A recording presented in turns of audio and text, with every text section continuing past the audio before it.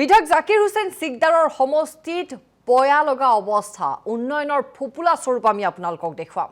পূৰ্বৰ সৰুক্ষেত্ৰী বৰ্তমানৰ পাকা বেদবাৰীত উন্নয়ন শূন্য। কেকৰি খালত বাহৰ ওপৰেদি কিদৰে যাত্ৰা কৰিছে আপোনালোকে চাওক। বাহৰ ওপৰেদি এই বিপদসংকুল যাত্ৰা শিক্ষাৰ্থীৰ স্থানীয় ৰাইজৰ, কিন্তু তাৰ পাছতো কাণহাৰ নাই বিধায়ক জাকিৰ হুছেইন সিকদাৰৰ। বিগত 10 বছৰ ধৰি জিয়াতু ভুগিছে কয়াকুছি গাঁওবাসীয়ে।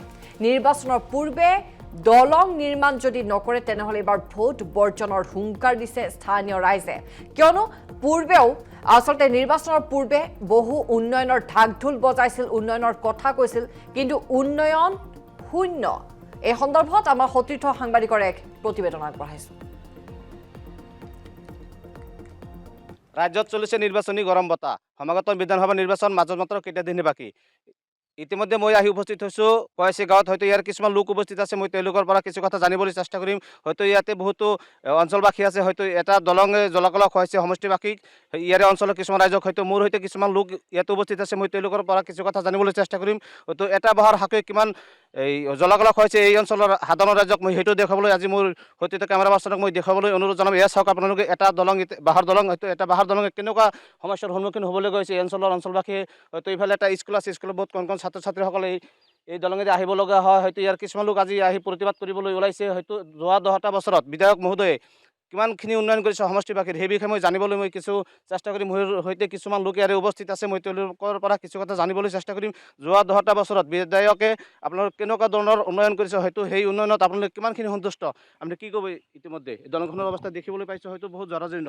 এইটো আপোনালোকে দেখাই পাইছে উন্নয়ন কিমান কৰিছে, এইটোতো আপোনালোকে দেখাই পাইছে। এইটো আমাৰ শৰাইঘাটৰ ব্ৰিজ হৈ আছে, তলেদি এটা দিছোঁ, ওপৰেদি এটা আছোঁ, ল'ৰা ছোৱালী আহিব নোৱাৰে, সেইকাৰণে তলেদি এটা দি দিছোঁ ল'ৰা ছোৱালী, সৰু সৰু ছোৱালীৰ কাৰণে, ল'ৰা ছোৱালীৰ কাৰণে। 10টা বছৰ পাৰ হৈ গ'ল, বিধায়ক 10টা বছৰ পাৰ হৈ গ'ল, বিধায়ক কিমান কাম কৰিছে আপোনালোকে চাওক। বিধায়কৰ ঘৰত গৈছোঁ, কিমান কাম কৰিছে বিধায়ক। বিধায়কে মোক প্ৰতিশ্ৰুতিও দিছিল যে ডিচেম্বৰৰ পৰা তোমালোক কামটো ষ্টাৰ্ট কৰি দিম, দলঙৰ কামটো ষ্টাৰ্ট কৰি দিম। তে মই আৰু ভাবলো কামটো মানে ষ্টাৰ্ট হ'ব, ইঞ্জিনিয়াৰ আহি কিনে ৰাস্তাটো চাই গ'ল, কিন্তু কামটো নহ'ল। কিয় কামটো নহয় সেইটো MLA হে গম পাব। ইফালে আপোনালোকৰ ইয়াতে দেখিবলৈ পাইছোঁ গাতে লাগি থকা এখন স্কুল আছে, সৰু সৰু কণ কণ ল'ৰা ছোৱালীবিলাকে এই দলঙেদি আহিব লগা হয়, মৰণৰ খৰণ দি আহিব লগা হয়। এনেকুৱা সময় হয় যে কিছুমান সময়ত কিজানি এক্সিডেণ্ট হ'ব পাৰে, কিবা দুৰ্ঘটনা ঘটিব পাৰে। ইতিমধ্যে এক্সিডেণ্ট হৈছিল, ইতিমধ্যে মোটামুটি 3টামান ছোৱালীয়ে দলঙৰ পৰা পৰিল কিনি হাত ভাঙছে, ভৰি ভাঙছে।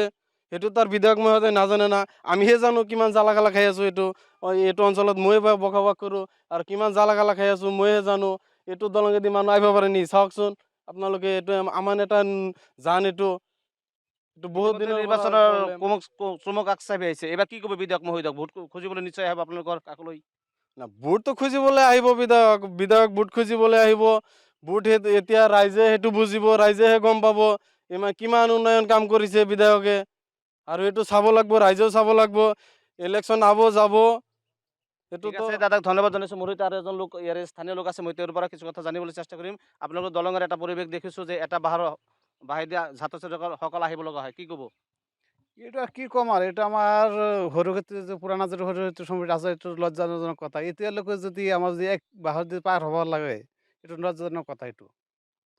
আৰু বিধায়ক মহোদয়ৰ ঘৰত গৈছোঁ, ইয়াত আঞ্চলিক বিধায়ক মহোদয়ক প্ৰতিশ্ৰুতি দিছিল নেকি? প্ৰতিশ্ৰুতি দিছিল দলংটো কৰি দিম। এই সিফালে আমাৰ এই কৈছে গাঁৱৰ এখন দলং ব্ৰিজ হৈছে, তাৰ সেইটো কাঠৰ দলং ইয়াত আনি দিব খুজিছিল, কিন্তু দিয়া নাই।